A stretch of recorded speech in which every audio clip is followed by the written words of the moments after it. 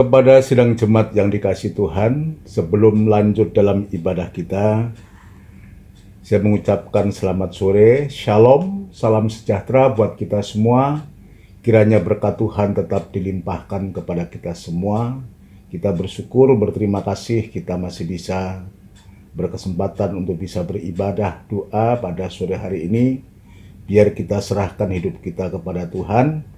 Dan untuk itu kita sebelum masuk dalam firman Tuhan, saya akan mengajak untuk kita menyanyikan satu pujian. Bagi Tuhan tak ada yang mustahil. Ku yakin saat kau berfirman, ku menang saat kau bertindak.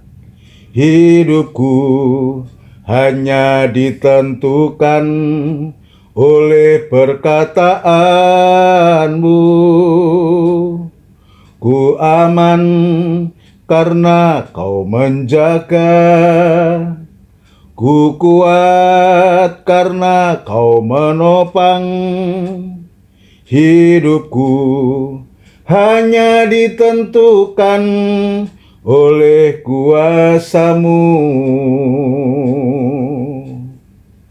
Bagi Tuhan tak ada yang mustahil. Bagi Tuhan tak ada yang tak mungkin. Mujizatnya disediakan bagiku. Ku diangkat dan dipulihkannya. Bagi Tuhan tak ada yang mustahil. Bagi Tuhan tak ada yang tak mungkin. Mujizatnya disediakan bagiku. Ku diangkat dan dipulihkannya. Ku yakin saat kau berfirman, ku menang saat kau bertindak. Hidupku hanya ditentukan oleh perkataanmu. Ku aman karena kau menjaga. Ku kuat karena kau menopang. Hidupku hanya ditentukan oleh kuasa-Mu. Bagi Tuhan tak ada yang mustahil. Bagi Tuhan tak ada yang tak mungkin.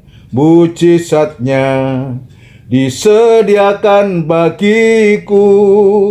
Ku diangkat dan dipulihkannya. Bagi Tuhan tak ada yang mustahil. Bagi Tuhan tak ada yang tak mungkin. Mujizatnya disediakan bagiku.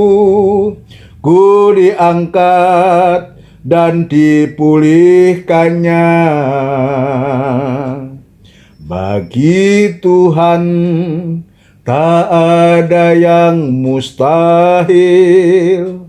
Bagi Tuhan tak ada yang tak mungkin.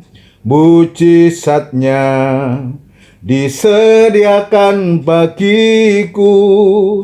Ku diangkat dan dipulihkannya. Ku diangkat dan dipulihkannya. Kita akan bersama tundukkan kepala, kita akan berdoa untuk firman Tuhan. Dan kita mohon kemurahan Tuhan supaya Tuhan sungguh-sungguh menyatakan kehendaknya lewat firman-Nya untuk bisa mengerjakan hati kita dan kehidupan kita boleh mengalami keubahan yang datangnya dari firman Tuhan. Terima kasih Tuhan Yesus, terima kasih. Kami tetap meyakini bahwa firman-Mu itu berkuasa, bahwa firman itu sungguh ajaib dan luar biasa, yang mustahil menjadi tidak mustahil bagimu, yang tidak mungkin bagi kami menjadi mungkin bagimu. Itu sebabnya Tuhan, kami mempercayai, meyakini bahwa firman-Mu sanggup untuk melakukan segala pekerjaan apapun juga, terutama apa yang sedang kami hadapi, yang kami gumulkan di hari-hari ini Tuhan. Bagi kami sulit, tetapi bagi Engkau tidak ada barang yang sulit. Itu sebabnya Tuhan, biarlah pujian ini sungguh-sungguh menguatkan hati kami, untuk kami bisa belajar kembali, membaca serta mendengarkan firman-Mu. Tuhan, bukalah hati kami yang seluas-luasnya, untuk supaya firman-Mu boleh mendapatkan tempat yang terbaik dalam hati kami, dan mengerjakan hati kami, dan kami boleh mengalami pekerjaan firman Tuhan, dan kami boleh mengalami satu keubahan, sampai sewaktu-waktu keubahan yang sempurna, mulia seperti Engkau mulia adanya.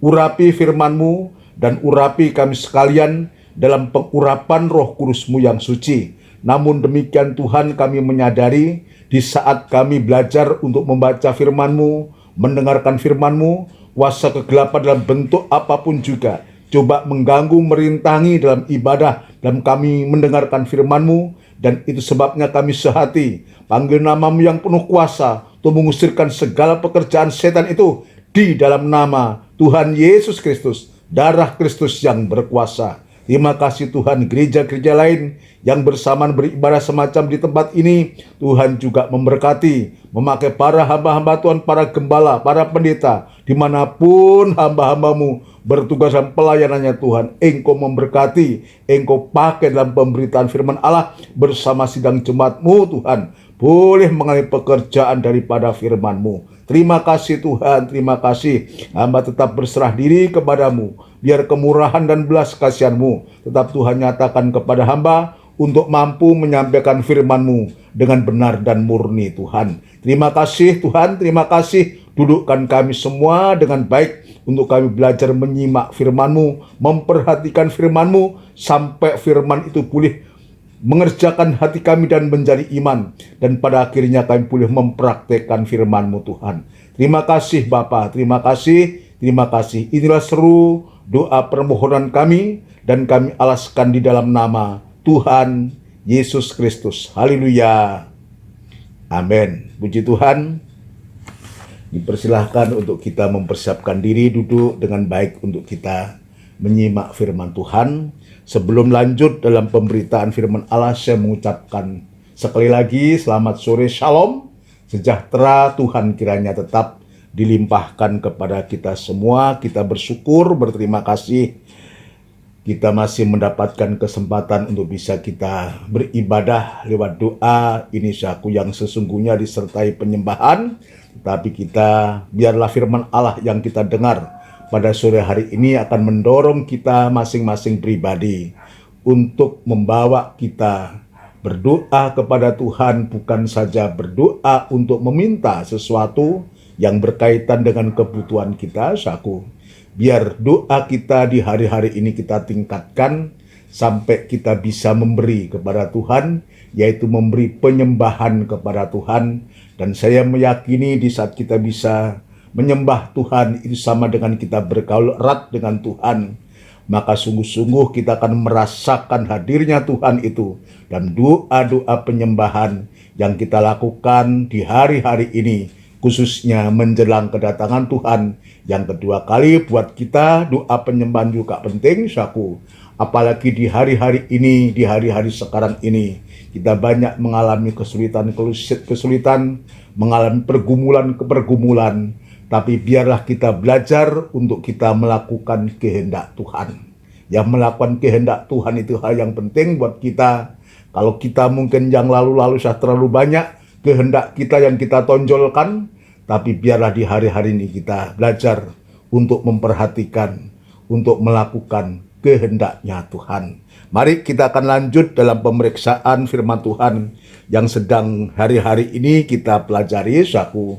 Kita masih dalam mimpi yang kedua sesungguhnya, saudara sekalian. Tapi kita sedang membahas tentang dunia dan segala isinya ini, di mana Yusuf diizinkan oleh Tuhan untuk tinggal di Mesir sampai Tuhan itu berfirman. Artinya Tuhan mengingatkan kembali kepada kita mengulang kembali, kita menyadari bahwa kaki kita masih kita pijakkan di bumi ini, dan itulah sebabnya kita waspada, kita hati-hati, jangan sampai kemudian kita menjadi serupa dengan dunia, mengikuti cara dan jalan dunia, sampai kita mengasihi dunia. Kenapa, saudara sekalian? Kalau kita mengasihi dunia, dalam 1 Yohanes pasal 2, ayat yang ke-17, ini pokok pembahasan kita pada hari ini, masih di sana, tentang 3 kehendak Allah. Yang sedikit nanti saya akan menjelaskan ini, ada 3 kehendak Allah. Tapi sebaiknya kita akan membaca ayat yang ke-17 dari 1 Yohanes pasal yang kedua, ayat yang ke-17. Berbunyi demikian, dan dunia ini sedang lenyap dengan keinginannya. Ini kemarin dalam PA sudah banyak kita bahas tentang dunia yang sedang lenyap ini, maka Tuhan tunjukkan tempat yang tidak akan lenyap, tempat yang tidak akan goncang, tempat yang tidak dipengaruhi oleh apapun juga.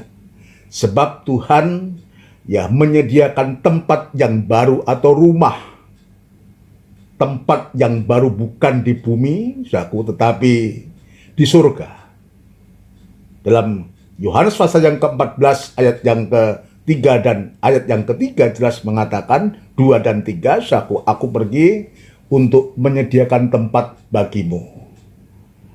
Jadi kalau tempat itu sudah ada, dia akan datang kembali untuk menjemput kita, untuk membawa kita sampai kita tinggal bersama Tuhan. Di mana aku berada, maka kamu pun ada. Perkembangannya dalam Wahyu pasal 21, ketika bumi ini betul-betul lenyap, maka Tuhan juga menyediakan tempat yang baru, yaitu bumi yang baru, langit yang baru, yaitu kota yang kudus, itulah Yerusalem yang baru, yang turun dari surga. Ini Tuhan sediakan. Tuhan sediakan untuk kehidupan-kehidupan. Kemarin saya mengatakan, Tuhan sediakan untuk kehidupan-kehidupan yang melakukan kehendak Allah. Saya teruskan pembacaan tadi.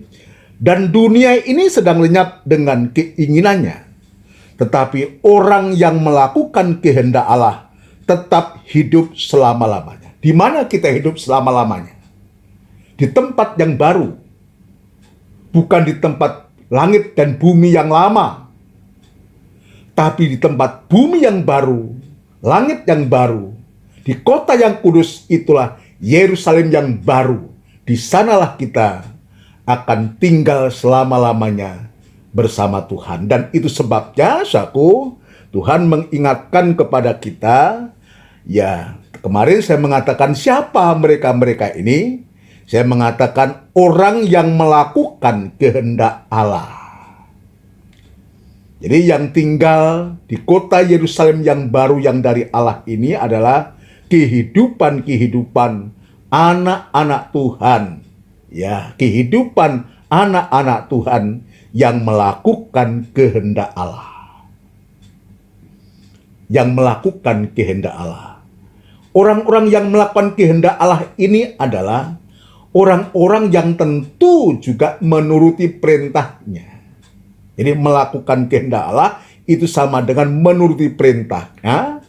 Berarti orang-orang yang melakukan kehendak Allah atau menuruti perintahnya ini adalah orang-orang yang benar-benar mengasihi Dia.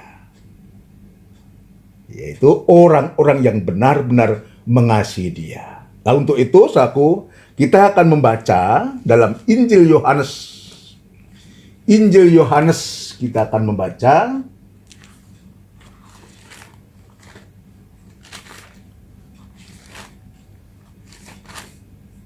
Injil Yohanes pasal yang ke-14, Injil Yohanes pasal yang ke-14, pasal yang ke-15 dan 21. Injil Yohanes pasal yang ke-14 ayat 15 dan 21. Begini bunyi firman Tuhan, "Jikalau kamu mengasihi aku, kamu akan menuruti segala perintahku." Kata menuruti segala perintahku itu sama dengan melakukan kehendak Allah. Jadi menuruti segala perintahku, ku besar ini sama dengan melakukan, orang yang melakukan kehendak Allah. Sama dengan orang itulah yang disebutkan kehidupan orang itu, yang disebutkan mengasihi aku, atau kehidupan yang mengasihi Tuhan. Ya, kehidupan yang mengasihi Tuhan. Dan itu sebabnya di sini kita bisa melihat, saudaraku, lewat firman Allah ini, saudaraku, sesungguhnya kalau kita mengasihi Tuhan, ya, kita mengasihi Tuhan, saudaraku.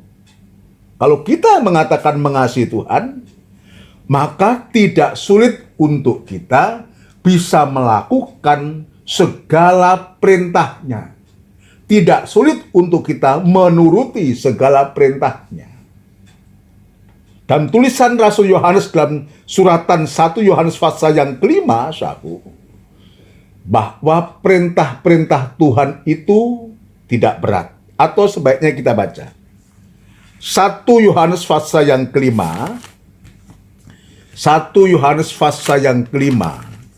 Kita akan membaca, saudaraku, 1 Yohanes pasal yang ke-5 ayat yang ketiga. Ayat yang ketiga. Sebab inilah kasih kepada Allah. Perhatikan. Ya. Sebab inilah kasih kepada Allah, yaitu bahwa kita menuruti perintah-perintahnya, sama dengan Injil Yohanes pasal yang ke-14 tadi. Ya, yaitu bahwa kita menuruti perintah-perintahnya. Saya lanjut. Perintah-perintahnya itu tidak berat. Ya. Kalau firman Allah ini mengatakan perintah-perintahnya itu tidak berat, berarti sesungguhnya memang tidak berat. Artinya setiap kehidupan kita bisa melakukan perintah-perintah itu. Nah, sekarang pertanyaan buat kita, ya, apa yang membuat kita menjadi berat untuk melakukan perintah-perintahnya Tuhan? Untuk melakukan firman Tuhan itu apa yang membuat kita berat? Ya, karena kita melakukan perintah Tuhan itu tidak didasarkan kita mengasihi Tuhan. Kalau kita mengasihi Tuhan, kalau kamu mengasihi aku, tentu kamu akan menuruti perintah-perintahku. Ya, puji Tuhan. Nah, sekarang Tuhan tunjukkan kepada kita, perintah-perintahnya itu tidak berat kalau kita lakukan berdasarkan kasih. Maafkan. Kalau kita mengasihi dia, maka itulah yang disebutkan perintah-perintahnya itu tidak berat. Tetapi sebaliknya, yang membuat kita berat untuk melakukan kehendak Allah, untuk melakukan perintah-perintahnya itu, karena kita tidak mengalami kasihnya Allah, tidak mengalami pekerjaan Allah. Sehingga kalaupun mungkin kita melakukan karena terpaksa, karena dipaksa, sehingga kita harus melakukan kewajiban itu, tapi tidak berdasarkan kasih. Tidak berdasarkan suatu kerelaan hati untuk kita bisa melakukan kehendak Tuhan. Untuk kita bisa melakukan perintah-perintahnya Tuhan. Puji Tuhan. Dari sini saya akan masuk ya kepada tiga kehendak. Ada tiga kehendak Allah yang Tuhan tunjukkan. Ya, tiga kehendak Allah, nanti sejauh mana Tuhan berkehendak untuk kita bisa periksa ini, sebab firman Allah ini hidup, firman Allah ini berkembang, firman Allah itu berkuasa, saudaraku. Jadi kita lihat perkembangannya kayak apa. Tapi saya ingin supaya seluruh sidang jemaat bisa mengikuti dengan sabar, saudaraku. Ya, dengan sabar untuk supaya kita betul-betul kita mengerti tentang kehendak Allah ini. Ya, ada 3 kehendak Allah. Yang kemarin dalam PA saya sudah menyebutkan. Yang pertama adalah, ya, hendaklah engkau benar. Ini yang pertama, 1 Yohanes pasal yang ketiga, ayat yang ke-7. Yang kedua adalah, hendaklah engkau suci. Itu 1 Petrus pasal 2, ayat 15 dan 16. Dan hendaklah engkau sempurna. Injil Matius pasal yang kelima, ayat yang ke-48.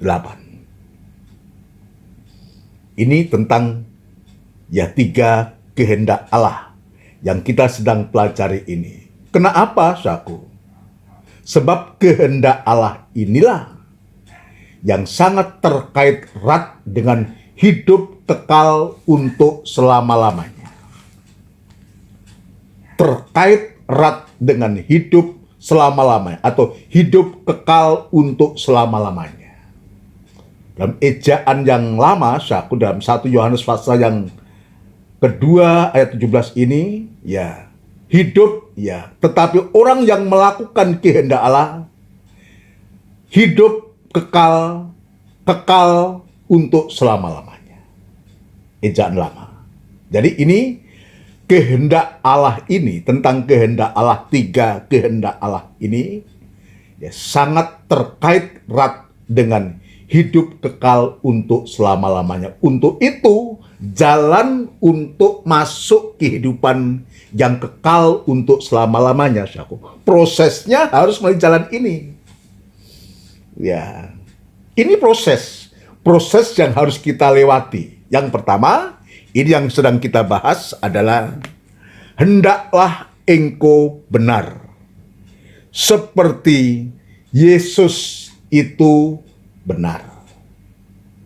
Nah, ini kita baca 1 Yohanes pasal yang ketiga. Ya, ini pokok tema dari kehendak Allah yang pertama, ayat yang ke-7. 1 Yohanes pasal yang ketiga, ayat yang ke-7. Berbunyi demikian. Anak-anakku, janganlah biarkan seorang pun menyesatkan kamu. Saya ulangi, anak-anakku, janganlah biarkan seorang pun menyesatkan kamu. Barang siapa yang berbuat kebenaran adalah benar, sama seperti Kristus adalah benar. Jadi perbuatan benar ini, berbuat kebenaran itu adalah benar, sama seperti Kristus adalah benar. Benar yang dimaksud ini, saudaraku, bukan kita benar. Sebab ayat mengatakan bahwa tidak seorang pun yang benar. Seorang pun tidak. Roma pasal yang ketiga. Tidak ada seorang pun yang benar. Nanti saya akan tunjukkan prosesnya. Kalaupun kita benar, itu bukan karena kita benar. Bukan karena kita hanya dibenarkan. Kita hanya dibenarkan.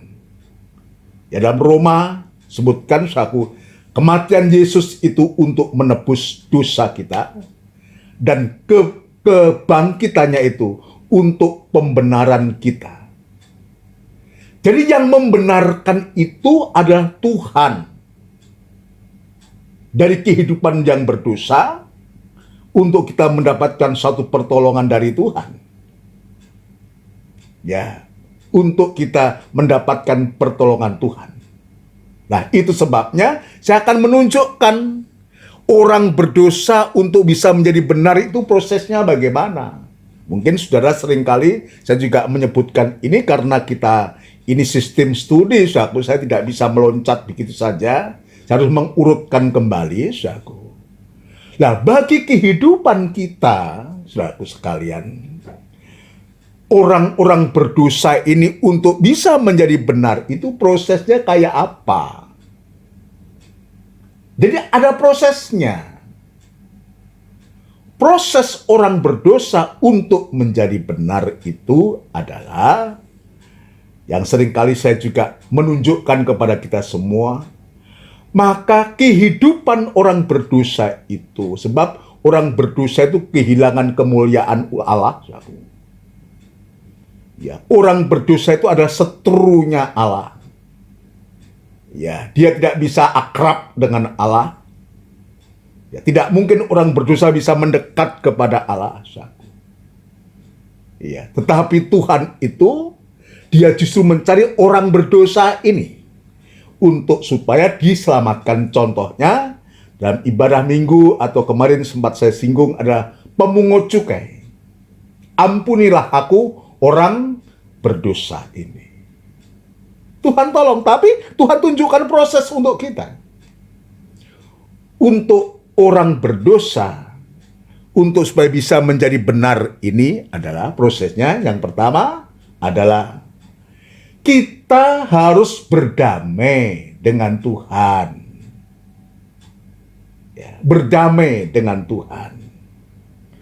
Kalau kita mau berdamai dengan Tuhan, maka darah Kristus itu akan mendamaikan, memperdamaikan kehidupan kita.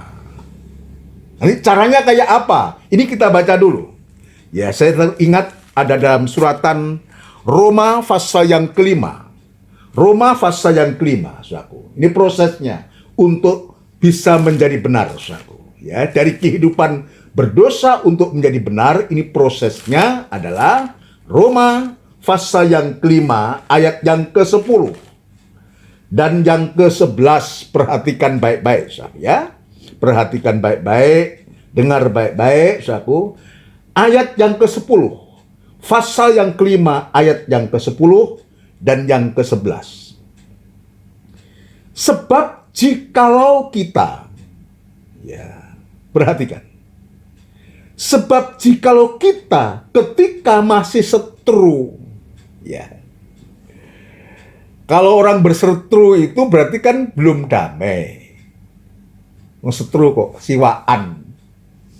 Pernah nggak kita siwaan? Ya, ya mungkin kita ada pengalaman, ya masing-masing kita ada pengalaman kita berseteru dengan siapa, ya karena tersakiti, karena disakiti, atau sakit hati, lalu satru, lalu siwaan. Nah, di saat semacam itu kita lihat, sebab jikalau kita ketika masih seteru, jadi ketika kita orang berdosa ini masih seteru dengan siapa? Dengan Allah. Dengan Tuhan yang adalah benar. Dengan Tuhan yang adalah suci. Dengan Tuhan yang adalah sempurna itu satu. Ya. Diperdamaikan dengan Allah oleh kematiannya. Ini proses. Proses yang bisa memperdamaikan kita adalah Allah. Itu sebabnya aku datang bukan untuk orang yang baik, tapi orang jahat. Iya. Aku datang kepada orang berdosa, bukan orang yang tidak berdosa, bukan orang yang benar. Ada ini disebutkan. Ya. Sebab jikalau kita ketika masih seteru diperdamaikan dengan Allah oleh kematian anaknya. Jadi anaknya ini sebagai sarana yang Tuhan utus datang ke bumi. Ya, yang Tuhan utus datang ke bumi. Ada nyanyian, karena begitu Allah cinta dunia, dan seterusnya. Karena Allah mengasihi dunia. Karena Allah mengasihi orang-orang berdosa, ketika manusia orang berdosa itu berseteru, bermusuhan dengan Allah, maka Allah berupaya untuk supaya manusia berdosa itu mendapatkan kebenaran, saudaraku. Maka orang berdosa itu harus diperdamaikan lebih dulu. Ya, oleh kematian anaknya, oleh kematian Kristus. Tadi saya mengatakan dia mati untuk menebus dosa kita dan kebangkitannya untuk pembenaran kita. Ya, atau kita baca ayat itu. Roma pasal yang keempat, ayat yang ke-25. Ya, yaitu Yesus. Roma pasal 4 ayat 25, yaitu Yesus yang telah diserahkan karena pelanggaran kita atau dosa kita dan dibangkitkan karena pembenaran kita, untuk membenarkan kita. Prosesnya adalah kita harus berdamai. Dan kita mau diperdamaikan oleh Allah lewat anaknya yang tunggal ini. Ini upaya Tuhan supaya manusia berdosa tidak jatuh dalam hukuman. Saudara sekalian, ini luar biasa kasihnya Allah terhadap kita ini. Saya akan lanjutkan. Kembali kepada Roma 5 ayat yang ke-10.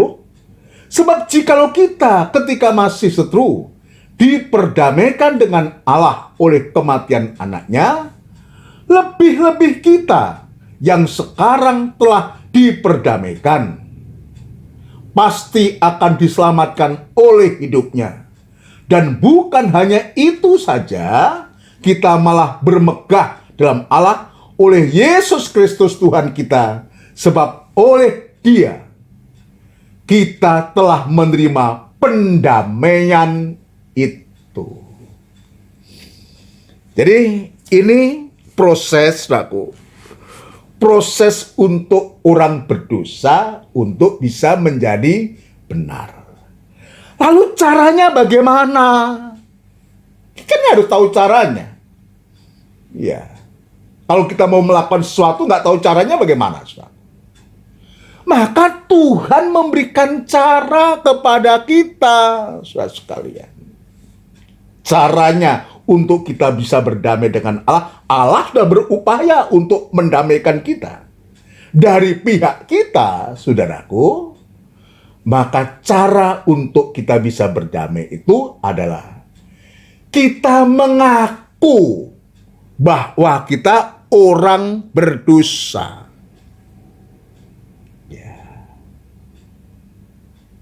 Kita mengaku bahwa kita orang-orang berdosa.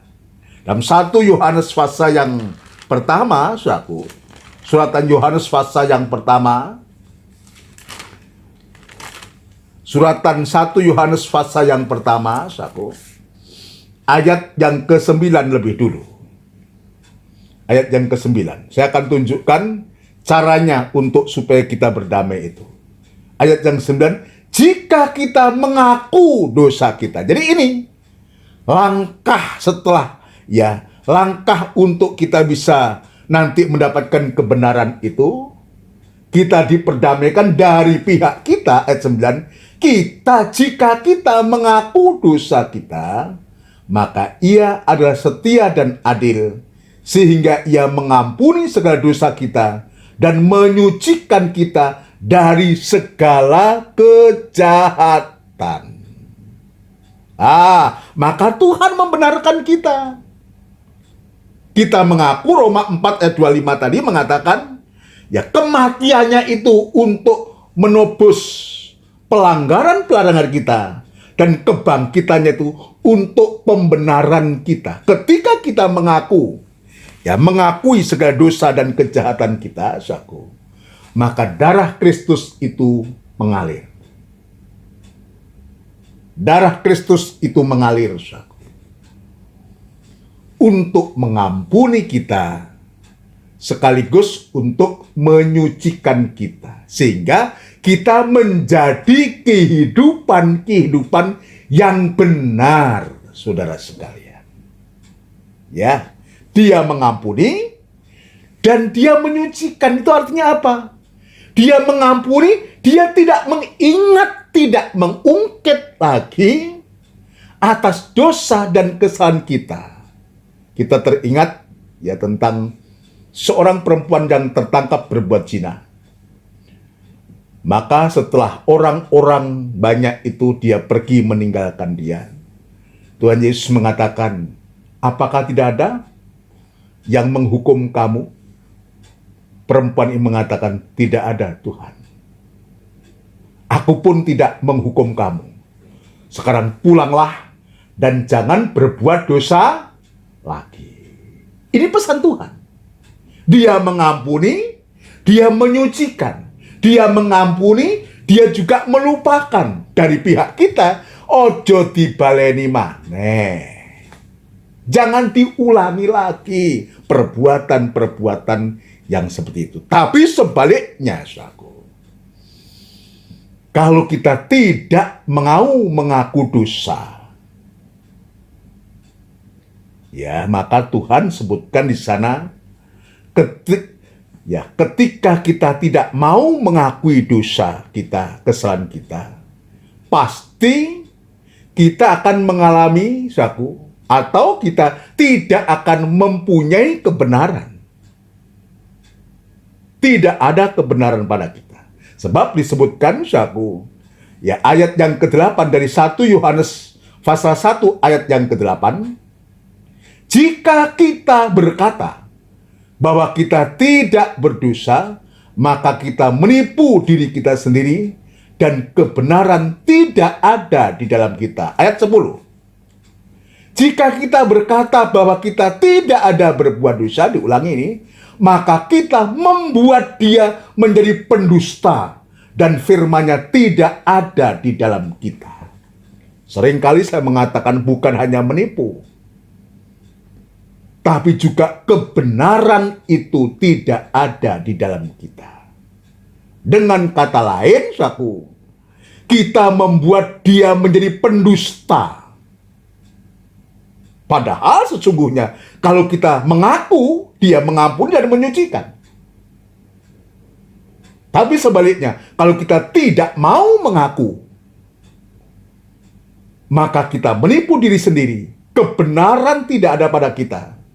Dan kita membuat dia itu pendusta. Yang terakhir, berarti kita tetap di dalam dosa. Artinya, upah dosa itu adalah kematian. Haleluya. Kita tentu tidak mau. Ya, kalau toh kita sewaktu-waktu diizinkan Tuhan harus mati, harus meninggalkan dunia ini, tapi jangan karena dosa dan kejahatan. Kita akan mengalami penghukuman kekal selama-lamanya. Tapi sebaliknya, kalau kita melakukan kehendak Allah, menuruti perintah-perintah Tuhan, maka kita juga disediakan tempat yang kekal. Kota Yerusalem, kota yang kudus. Yerusalem yang baru yang turun dari surga, dari Allah. Yang di sana kita tinggal untuk selama-lamanya. Kekal bersama-sama dengan Tuhan. Ini yang harus kita perhatikan, saudaraku. Jadi prosesnya orang berdosa untuk menjadi benar ini, saudaraku, ya tadi berdamai, caranya kita mengaku dosa kita. Nah, kalau kita sudah mengaku dosa kita, dan Tuhan sudah ampuni, dan Tuhan sudah menyucikan kita, artinya, maka baru kita diberikan kebenaran. Atau kita mendapatkan kebenaran. Bukan kebenaran diri kita sendiri. Dan seringkali kita ini salah. Ya, setelah kita diampuni, dibenarkan, lalu cenderung untuk kita menghakimi orang lain, menyalahkan orang lain. Itu keliru. Itu keliru. Itu salah. Itu sebabnya Tuhan mengingatkan di sini.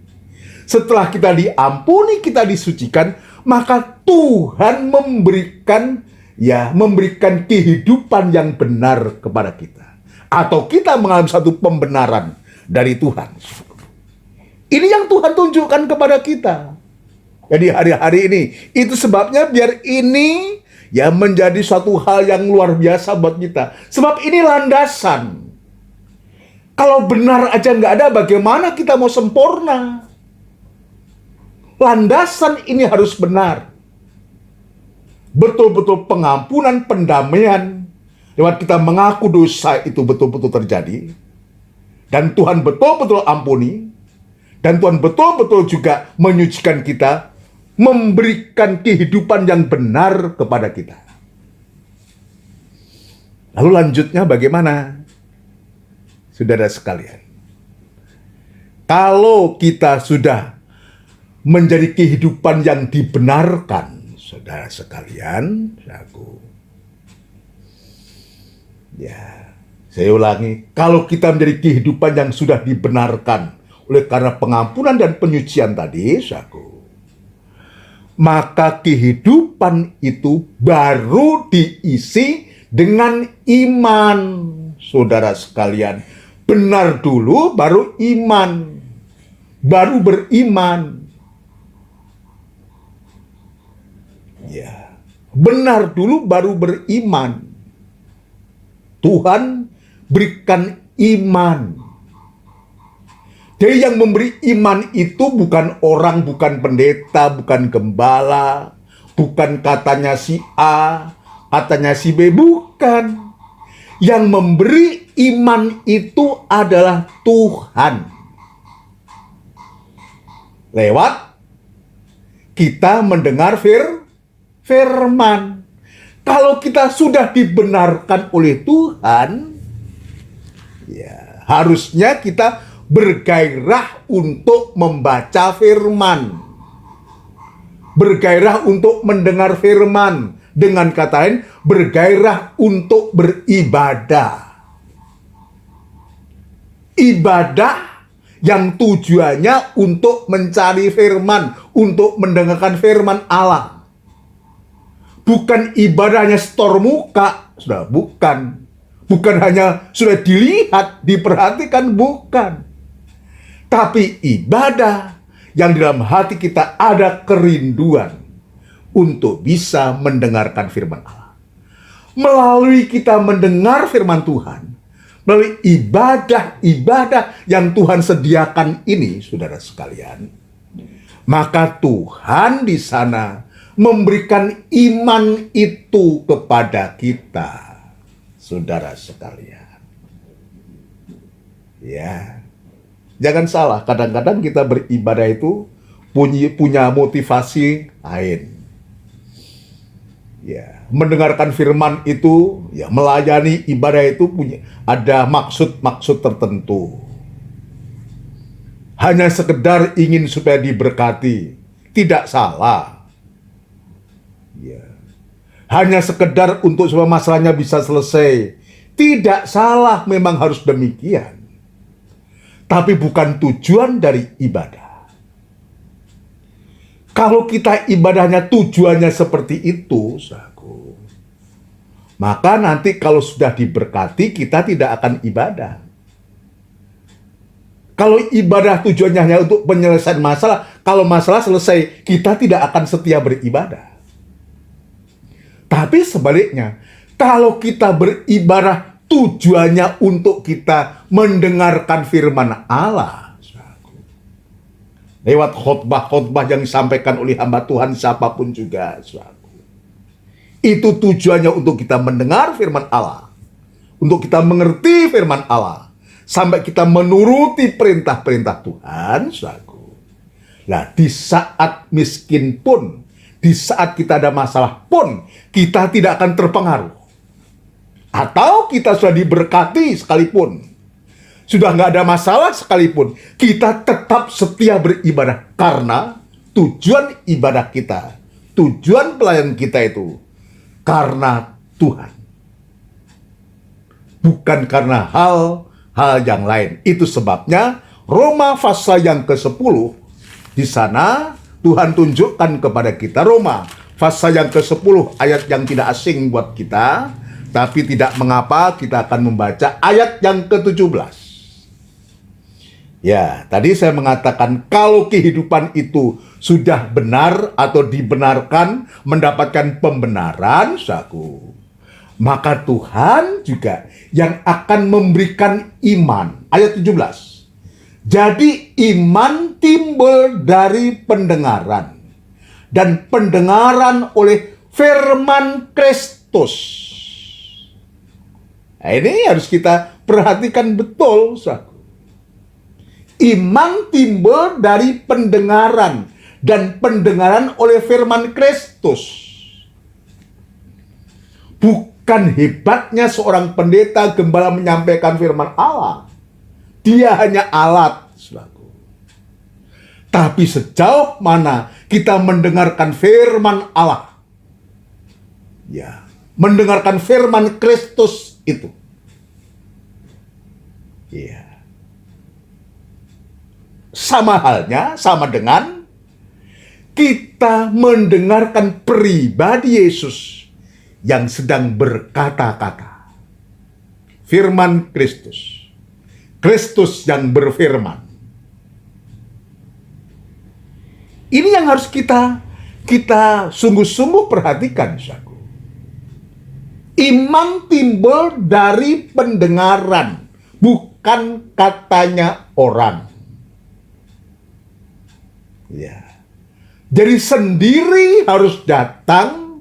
Ya, kalau sekarang kan kita nggak bisa datang ke gereja, saudaraku.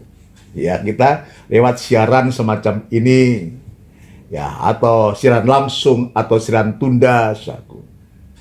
Tapi kita tetap bisa mendengar. Tujuan kita mendengar. Iman timbul dari pendengaran, dan pendengaran oleh firman Kristus. Bukan firmannya pendeta. Kadang-kala kita salah. Ya, Pak Pendeta, terima kasih buat firmannya. Ya, maksudnya mungkin ya firman yang disampaikan tadi, bukan firmannya Pak Pendeta.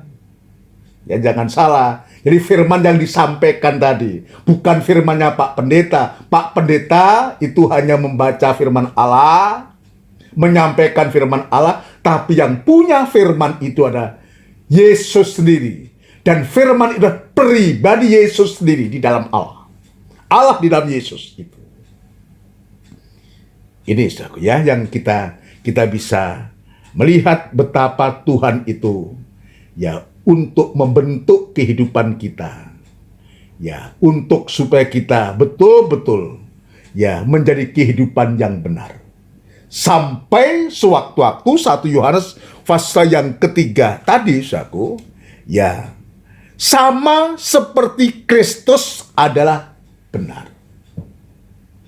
Jadi kalau kebenaran ini yang ada pada kita, terus, ya, kita dihidupi oleh kebenaran itu, saudaraku, lewat ibadah-ibadah, ya, lewat kita mendengarkan firman Allah ini, saudaraku, maka sungguh-sungguh sewaktu-waktu seperti ayat yang dia mau, hendaklah engkau benar seperti Yesus itu benar. Sewaktu-waktu. Tidak ada barang yang mustahil, sebab Tuhan yang mengatakan. Ya, dia mengatakan sama seperti Kristus adalah benar. Ini yang Tuhan tunjukkan kepada kita. Nah, sekarang kalau Tuhan itu sudah menunjukkan kepada kita, kalau kita sudah benar, ada kebenaran, saku, karena kita dibenarkan, ya, yang kita dapatkan dari ibadah, dari mendengarkan firman Allah, saku, ya, kalau maka Tuhan juga akan mengajarkan kita lebih lanjut, saku, ya, mengajarkan kita lebih lanjut untuk supaya orang benar yang sudah beriman ini, saku, yang diberikan iman oleh Tuhan ini, belajar untuk hidup dari iman. Ini kepadaku, kepada kita semua. Ya, di saat-saat sekarang ini kita sedang diuji iman kita. Ya, ketika mengalami krisis pandemi ini, saku, gereja libur. Ya, kegiatan gereja tidak ada. Juga jemaat juga mengalami kesulitan-kesulitan untuk bekerja. Ada yang di PHK, ada yang diberhentikan, hanya kerja setengah bulan dan semua. Ya. Sementara mungkin juga kita tidak ada simpanan, tidak punya tabungan, saudaraku.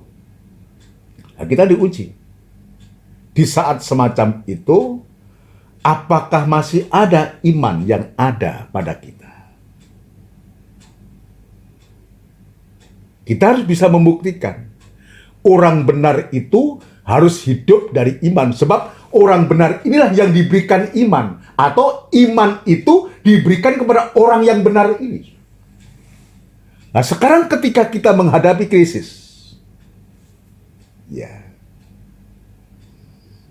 oleh kemurahan Tuhan, saudaraku, ketika kurang lebih 3 bulan ini mengalami krisis, saya juga, ya Tuhan izinkan harus mengalami proses lewat sakit penyakit yang saya hadapi, saudaraku.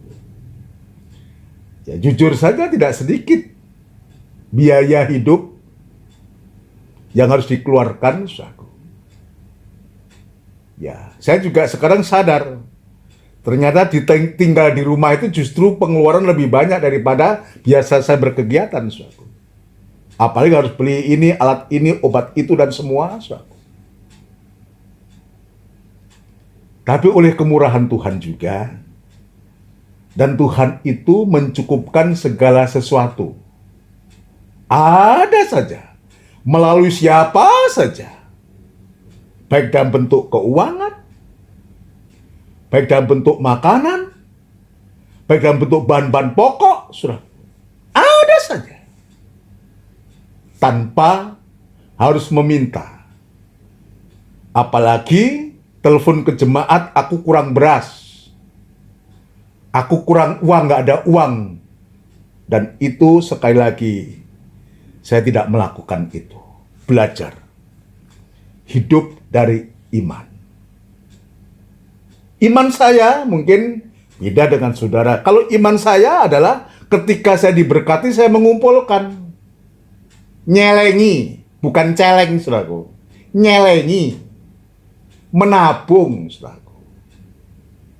Nah, waktu pendeta Pong 1 minggu sebelum dia meninggal, saudaraku, saya dipanggil. Beliau almarhum mengatakan, sini kamu. Kamu menabung. Saya katakan, ya Om, biar cuma sedikit. Ya bagus. Supaya nanti sewaktu-waktu kamu nggak ngerepoti orang. Dan itu saya pegang. Dan saya belajar, saudaraku. Jadi iman saya tidak berharap kepada jemaat, tidak berharap kepada orang lain. Iman saya adalah ketika saya diberkati, saya menabung, saya menyimpan. Ini iman saya. Ya terserah orang lain memandang kayak apa. Ya bagi saya seperti itu, seperti yang diajarkan oleh pendeta Pong ini. Bukan kalau dapat langsung habis, saudaraku. Bukan. Ini iman saya, boleh ditiru, tapi juga boleh tidak. Tidak harus. Nah sekarang saudaraku, ya orang benar yang diisi dengan iman tadi, saudaraku, maka orang benar itu saatnya untuk hidup dari iman, dari firman. Ya, yuk belajar. Saya juga belajar ini, saudaraku. Belajar. Kita semua belajar. Ya. Orang benar itu harus hidup dari iman. Roma pasal yang pertama, saudaraku. Roma pasal yang pertama, ayat yang ke-16 dan 17. Roma pasal yang pertama, ayat yang ke-16 dan 17. Perhatikan baik-baik. Sebab aku mempunyai keyakinan yang kokoh dalam Injil. Ini Rasul Paulus ini. Ini luar biasa, saudaraku. Ya, saya banyak digairahkan dengan tulisan-tulisan Rasul Paulus ini. Juga rasul-rasul yang lain dalam tulisannya begitu menggairahkan. Sebab aku mempunyai keyakinan yang kokoh dalam Injil. Karena Injil adalah kekuatan Allah yang menyelamatkan setiap orang yang percaya. Kita lihat, Injil adalah kekuatan Allah yang menyelamatkan setiap orang yang percaya atau setiap orang yang beriman. Pertama-tama orang Yahudi, tetapi juga orang Yunani. Kepada orang Yahudi, bangsa pilihan Allah, juga orang Yunani, itulah bangsa kafir. Orang-orang Yunani ini mewakili bangsa kafir kita ini. Termasuk kepada suratan ke Roma. Sedang jemaat Roma, juga bangsa kafir juga. Ya, ayat 17. Sebab di dalamnya nyata kebenaran Allah. Jadi dalam Injil itu, di dalamnya kebenaran nyata kebenaran Allah yang bertolak, yang mulai, jadi bertolak itu mulai, yang bertolak dari iman dan memimpin kepada iman, seperti ada tertulis, orang benar akan hidup oleh iman. Nah ini ayat ini tidak salah, tidak mungkin salah. Dan kalau kita belajar dari sini, ya, orang benar itu hidup dari iman. Maka tidak ada orang satupun di antara kehidupan kita yang akan berani untuk kita macam-macam. Mungkin ketika kita dalam kesulitan, dalam kesusahan, justru saat itulah saatnya untuk kita membuktikan bahwa kita orang-orang yang benar. 1 Petrus pasal yang ketiga, orang-orang benar ini adalah kehidupan yang sedang dituju oleh Allah. Jadi mata Tuhan itu tertuju kepada orang-orang benar. Atau sebaiknya kita baca. Ya, sebaiknya kita baca, Ya, 1 Petrus pasal yang ketiga, kita dikuatkan oleh Tuhan lewat firman-Nya hari ini, ya. 1 Petrus pasal yang ketiga, ayat yang ke-12. 1 Petrus pasal 3 ayat 12. Sebab mata Tuhan tertuju kepada orang-orang benar, dan telinganya kepada permohonan mereka yang minta tolong. Tetapi wajah Tuhan menentang orang-orang yang berbuat jahat. Jadi kalau kita memposisikan diri sebagai orang yang benar, maka mata Tuhan tertuju kepada kita. Ketika kita menghadapi krisis, menghadapi masalah, menghadapi persoalan, mata Tuhan tertuju. Bukan Tuhan tidak melihat kita, Dia sangat melihat kita. Nah, sekarang persoalannya, ayo kita belajar untuk mempraktekkan iman yang ada pada orang benar, iman yang ada pada kita. Saatnya, iya. Sebab di dalamnya nyata kebenaran Allah yang bertolak dari iman dan memimpin kepada iman, seperti ada tertulis, orang benar akan hidup oleh iman. Iya, setiap kali saya makan, saya mengatakan, Tuhan, sucikan makanan ini dengan firman dan doa. Tapi bukan makanan ini, Tuhan, yang menyehatkan, yang menguatkan, tapi Engkau yang menguatkan. Sebab Engkau berkata, manusia hidup bukan saja dari roti, tapi dari setiap perkataan dari firman Allah yang keluar dari mulutnya. Artinya, yang menentukan hidup kita itu bukan makanan yang kita makan, tapi yang menentukan adalah Allah di dalam firman Allah itu. Setiap perkataan yang keluar dari mulutnya Allah.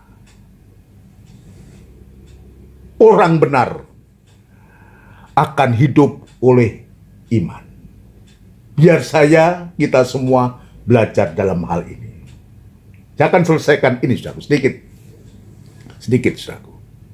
Sekarang praktek memiliki iman itu apa? Besok sedikit, ya nanti lain kali saya akan ulangi, ini saya lanjutkan sedikit, saudaraku. Praktek memiliki iman itu apa? Ya, orang benar hidup dari iman atau iman itu diberikan kepada orang yang sudah dibenarkan.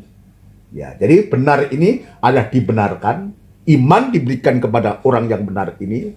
Nah, sekarang kepada kita, praktek memiliki iman itu apa kepada kita? Ya, saya harus tunjukkan ini, saudara. Ini juga untuk saya. Ya, praktek memiliki iman itu adalah hidup bergantung. Yang pertama, praktek memiliki iman A atau yang pertama adalah hidup bergantung dari firman Tuhan atau dari iman. Bukan hidup bergantung pada apa yang sedang kita miliki. Kalau kita tidak membiasakan melatih diri hidup bergantung dari firman, saudara sekalian, dan kita hidup bergantung dari apa yang kita miliki, sewaktu-waktu kalau yang kita miliki habis, maka kita tidak beriman. Kalau Tuhan izinkan seperti Ayub, entek-entekan, entek belas, maka kita tidak akan beriman lagi kepada Tuhan. Ya, itu sebabnya ya saya menunjukkan ini praktek memiliki iman itu adalah hidup bergantung dari Tuhan, dari iman, dari firman. Tidak bergantung dari apa saja yang ada di bumi dengan segala keberadaannya ini. Buktinya apa? Hidup bergantung dari firman itu. Hidup bergantung dari iman itu. Ya, saya harus tunjukkan ini. Sekalipun ini tidak mengenakkan. Tapi kita akan senang kalau kita suka kebenaran. Buktinya apa? Bisa mengembalikan miliknya Tuhan. Bisa mengembalikan persepuluhan. Itu bukti. Hidup bergantung dari Tuhan. Kenapa, saudaraku? Kenapa kita mengembalikan miliknya Tuhan atau persepuluhan itu? Sebab itu bukti bahwa Tuhan itu sudah memberkati kita. Atau bukti bahwa Tuhan itu, ya, bukti bahwa kita diberkati oleh Tuhan. Atau Tuhan memberkati kita. Jadi pengakuan kita kepada Tuhan, jadi ya bukti bahwa kita hidup bergantung dari firman dari Tuhan itu ya adalah kita mengembalikan miliknya Tuhan. Dimanapun kita digembalakan dan kita tergembala. Ya, silahkan, saudaraku, tergembala di mana? Kembalikan. Mengembalikan miliknya Tuhan. Miliknya Tuhan atau persepuluhan itu merupakan suatu pengakuan kita bahwa kita sudah diberkati oleh Tuhan. Jangan dibalik. Jangan kita mengembalikan milik Tuhan supaya diberkati. Ini berjudi. Mengembalikan miliknya Tuhan itu adalah pengakuan kita bahwa kita sudah diberkati Tuhan. Kadang orang malu cuma dikit, pendeta. Bukan soal sedikit atau banyaknya, tapi pengakuan kita kepada Tuhan, kejujuran kita kepada Tuhan, ya bahwa Allah itu, Tuhan itu sudah memberkati kita. Ya. Maka kalau kita bisa mengembalikan miliknya Tuhan, itu sama dengan kita hidup dari Tuhan. Wah, nanti lah kurang kalau diambil 1/10 kurang. Tadinya 10, tinggal 9/10. Justru sebaliknya, di dalam 9/10 masih ada miliknya orang lain. Makin kurang lagi secara jumlah. Tetapi kita tidak hidup karena 9/10 atau 8/10. Kita hidup itu, kalau kita betul kita hidup bergantung dari firman, dari Tuhan, dari iman, saudaraku. Yang menghidupi kita itu justru apa yang kita kembalikan kepada Tuhan, yang adalah miliknya Tuhan dan persembahan khusus. Itu Malaki pasal 3 ayat 10, ya bisa dibaca. Saya tidak khusus membahas masalah ini, saudaraku. Saya ingin membuktikan, menunjukkan bukti bahwa kehidupan kita ini bergantung dari firman dari Tuhan. Yaitu ketika kita bisa mengembalikan miliknya Tuhan. Sebab itu pengakuan kita kepada Tuhan, bahwa Tuhan itu sudah memberkati kita, sudah memelihara kita. Yang kedua, ya, praktek memiliki iman yang kedua atau B. Tidak berbuat dosa lagi. Ini B atau praktek yang kedua. Praktek memiliki iman. Tidak berbuat dosa lagi. Atau tidak mengulangi dosa. Jadi, tidak berbuat dosa lagi. Atau tidak mengulangi dosa. Sampai sewaktu-waktu tidak dapat berbuat dosa. Artinya, kita benar seperti Yesus itu benar. Ya, saya ulangi bagian yang kedua, yang B. Ya, praktek memiliki iman. Tidak berbuat dosa lagi. Seperti kamu pulang, Tuhan Yesus mengatakan kepada perempuan ini, pulanglah kamu dan jangan berbuat dosa lagi. Tidak mengulangi dosa. Sampai sewaktu-waktu tidak dapat berbuat dosa.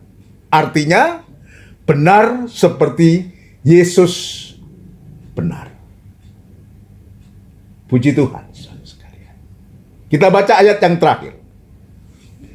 1 Yohanes pasal yang ketiga, ayat yang ke-9.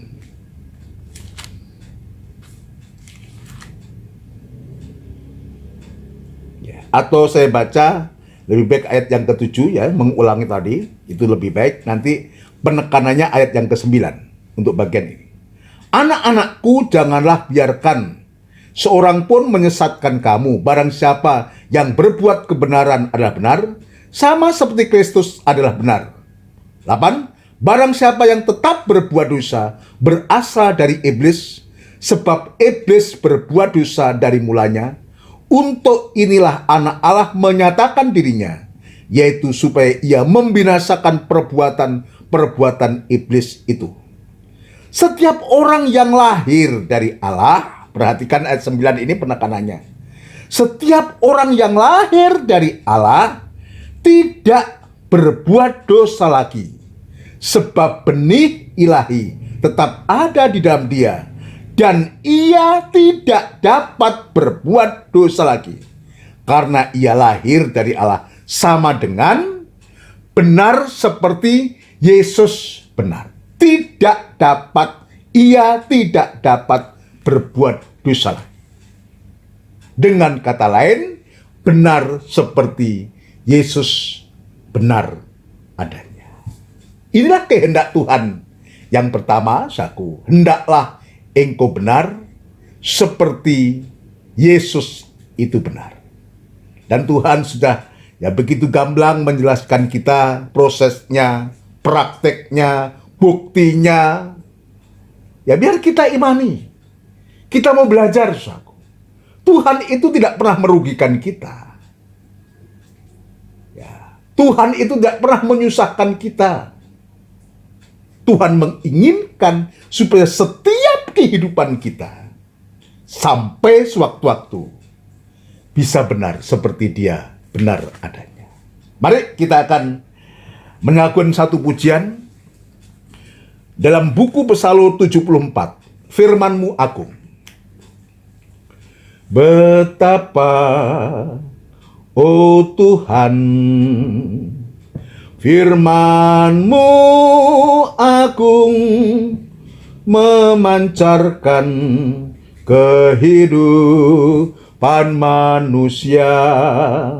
berdosa, ku sadar, ku tobat akan hidupku yang telah jauh dari sisimu. Dari atas, betapa, oh Tuhan, firman-Mu agung memancarkan kehidupan manusia. Berdosa, ku sadar, ku tobat akan hidupku yang telah jauh dari sisimu. Tuhan, ku ucapkan syukur karena firman-Mu agung. Ku kembali pada jalan keselamatan, terlepas dari beban dosaku. Tuhan, ku ucapkan syukur karena firman-Mu agung. Ku kembali pada jalan keselamatan, terlepas dari beban dosa, terlepas dari beban dosa, terlepas dari beban dosa. Kita bersama tundukkan kepala, kita akan berdoa. Terima kasih Tuhan, kami harus mengakui keagungan daripada firman-Mu yang sudah boleh kami dengar dan terima, dan biarlah itu masuk dalam pikiran dan hati kami dan menjadi iman, sehingga kami sungguh-sungguh bisa mempraktekkan firman-Mu Tuhan. Bukan hanya kami dengar untuk dilupakan, tapi kami dengar Tuhan sampai menjadi praktek dalam kehidupan kami. Banyak hal yang Tuhan sudah koreksi dalam kehidupan kami. Sebagai orang-orang yang sudah dibenarkan, biarlah sungguh iman yang ada dalam kehidupan yang benar ini boleh menjadi nyata, boleh menjadi praktek dalam kehidupan kami sehari-hari, sampai sewaktu-waktu benar-benar tidak dapat berbuat dosa. Dan artinya Tuhan, lewat firman-Mu itu, sungguh-sungguh Engkau mengakui seperti apa yang Engkau kehendaki, hendaklah Engkau benar, seperti Yesus itu benar adanya. Terima kasih Tuhan untuk firman Tuhan sore hari ini yang sudah banyak memberkati, sudah banyak memberikan koreksi kepada kami tentang bagaimana bukti kami sebagai orang-orang yang beriman, bergantung sepenuh kepada Engkau, dan kami bisa mengembalikan milik-Mu Tuhan. Bukti bahwa kami ini hidup daripada Engkau, bukan hidup dari apa yang kami terima, tapi hidup dari Engkau, lewat apa yang sudah Engkau berkatkan kepada kami. Terima kasih untuk firman-Mu sekali lagi, biar firman-Mu ini menjadi iman dan menjadi praktek dalam kehidupan kami. Tuhan, kami berdoa untuk seluruh sidang jemaat-Mu, kiranya firman-Mu ini sungguh-sungguh memberkati sidang jemaat-Mu semua dan menjadi berkat bagi orang lain, dan nama Tuhan dipermuliakan. Sekarang kami berdoa Tuhan, dalam keadaan apapun juga yang dialami oleh sidang jemaat-Mu, Tuhan, dimanapun saat berada, Tuhan, Engkau tetap memberikan berkat-Mu atas mereka semua. dalam kesulitan, dalam kesusahan, dalam mencari nafkah, dalam menikah, dalam rumah tangga, masalah persoalan nikah maupun masalah keluarga sekalipun Tuhan, masalah pekerjaan, kami serahkan ke tangan-Mu, biar Tuhan juga yang setia itu akan memberikan jalan keluar sehingga anak-anak-Mu bisa melaluinya Tuhan, untuk tetap hidup dalam iman kepada Engkau. Bukan saja di saat kami beriman, saat kami diberkati oleh Tuhan, di saat kami sehat, kami beriman, tetapi ketika kami, Tuhan, mengalami suatu masalah yang sedang kami hadapi, baik itu ekonomi maupun masalah yang lain, kami tetap beriman kepada Engkau Tuhan, dan kami tidak melakukan perbuatan dosa lagi. Terima kasih Tuhan, terima kasih sekali lagi. Berkati seluruh sidang jemaat-Mu Tuhan, maka yang bekerja di luar kota, yang di luar pulau Tuhan juga memberkati senantiasa, dan Engkau juga menyertai mereka semua. Yang mencari pekerjaan, Tuhan juga buka jalan semua. Yang sakit, Tuhan jamah, Tuhan sembuhkan. Yang lemah imannya, lemah fisiknya, biar Tuhan memberikan kekuatan yang baru Tuhan. Segala pekerjaan setan yang coba mengganggu anak-anak ketebusan-Mu, Tuhan, yang sudah Engkau tebus dengan darah yang mahal itu, Tuhan, kami serahkan kepadamu, dan kami panggil nama-Mu yang penuh kuasa, mengusirkan segala pekerjaan iblis dan bentuk apapun, yaitu di dalam nama Tuhan Yesus Kristus, darah Kristus yang berkuasa. Terima kasih Tuhan. Terima kasih, kami yakin dan percaya Engkau sudah menolong kepada sidang jemaat-Mu sekalian, tetap memberikan kekuatan kesehatan semua kepada anak-anak-Mu semua Tuhan. Terima kasih Bapa. Terima kasih, kami juga berdoa untuk bangsa dan negara kami, Republik Indonesia yang kami cintai ini Tuhan. Kiranya berkat-Mu tetap turun atas bangsa kami, sebab kami meyakini bangsa yang sah, negara yang sah itulah wakil-Mu di bumi ini, khususnya di Indonesia ini. Dan Engkau sudah memilih pemimpin kami, Bapak Presiden dan Wakil Presiden Tuhan, yang sudah Engkau tetapkan jadi pemimpin kami, Pak Jokowi dan Pak Amin Ma'ruf Tuhan, sebagai pemimpin kami, berserta dengan kabinet kerja yang ada. Ya, bau-membau Tuhan, kehidupan yang dipercaya ini, Tuhan memberikan hikmat, marifat, kebijaksanaan yang dari surga, untuk Tuhan memampukan untuk memimpin bangsa ini Tuhan, supaya lebih baik Tuhan, dan nama Tuhan dipermuliakan, dan Tuhan memberikan damai sejahtera-Mu, jauhkan dari huru-hara, jauhkan dari kerusuhan, jauhkan dari hal-hal yang tidak berkenan di hadapan Engkau, tapi berikan kerukunan Tuhan, terutama supaya anak-anak ketebusan-Mu untuk boleh tetap bisa beribadah kepada-Mu Tuhan. Terima kasih Bapa di surga, terima kasih sekarang kami menyerahkan hidup kami kepada-Mu, tubuh, jiwa, dan roh kami, tetap Tuhan jaga dan pelihara, lindungi kami sekalian. Terima kasih Tuhan, terima kasih saudaraku yang kekasih. Biarlah rahmat anugerah cinta yang besar, yang datangnya dari Allah Bapa, Sang Putra, dan Roh Kudus, yang sepenuhnya di dalam nama Tuhan Yesus Kristus memberkati kami sekalian, mulai saat ini sampai Maranatha, Tuhan Yesus datang yang kedua kali. Terima kasih Tuhan, di dalam nama Tuhan Yesus Kristus. Haleluya. Amin. Puji Tuhan. Saudara sekalian, demikianlah rangkaian ibadah dan doa yang sudah dengan penyembahan ini. Tuhan sudah memberkati kita semua, dan kiranya juga kita menjadi berkat bagi orang lain. Pesan saya, tetap kita jaga kesehatan kita, kebersihan kita.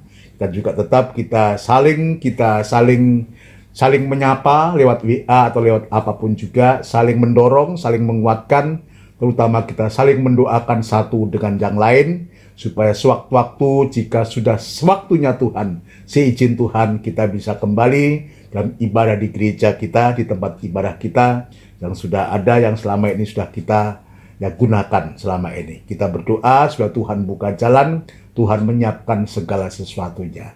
Terima kasih, selamat malam, Tuhan memberkati kita semua.